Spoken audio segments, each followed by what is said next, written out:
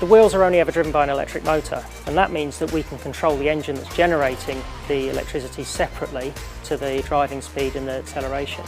But we've also added another technology, which is active noise cancellation. So very similar to the headphones that you use on the aeroplane, we have a speaker in the luggage room of the car that will play the inverse noise to the engine and cancel it out. So when you're driving around the city, the engine can start and stop, and you won't even notice it's happening. After 34 years as Blue Lake Homes, we welcome you to Modular by BLH and Casimir Bespoke Building. Two distinct brands, one unwavering commitment to quality. Your home, your way. SAFM News Briefing. Good afternoon, I'm at Layton. Australia's lost 53,000 jobs in February, but the unemployment rate didn't budge, holding steady at 4.1%. That's because fewer people were actively looking for work, with the participation rate dropping slightly. The Albanese government is spruiking its record on jobs, but critics say the economy is too reliant on public sector hiring.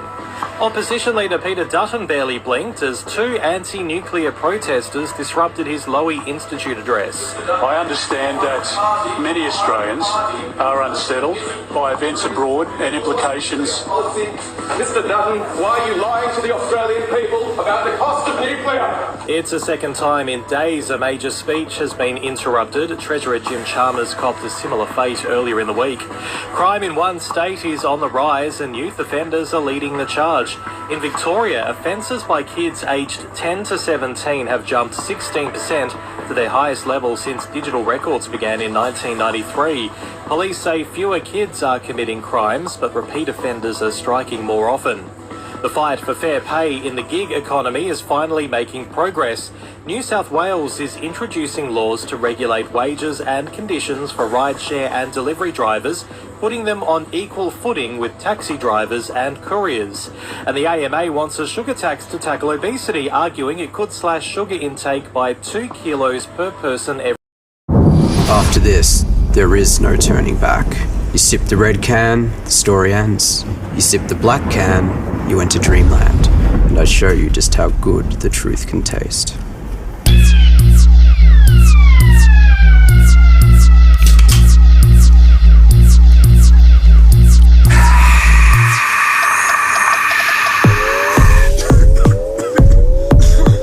Take the Pepsi Max Taste Challenge. After an injury-hit 2.5 years, Nick Kyrgios finally has a win on the ATP Tour. The Aussie's booked himself a second-round spot at the Miami Open. Honestly, I thought I'd never play tennis again, and that was going that way. I've had conversations with my camp, but obviously this, puts a bit more petrol in the tank, but I know I need to be more realistic. I'll see how my wrist pulls up tomorrow. A big in for the Blues. Charlie Curnow returns, forcing Francis Evans out ahead of tonight's MCG battle with the Hawks. And Illawarra took down Melbourne United 80-71, setting up a winner-takes-all clash for the NBL titles. Allura Conveyancing, delivering local, trusted and tailored conveyancing solutions with expert knowledge across South Australia and Victoria.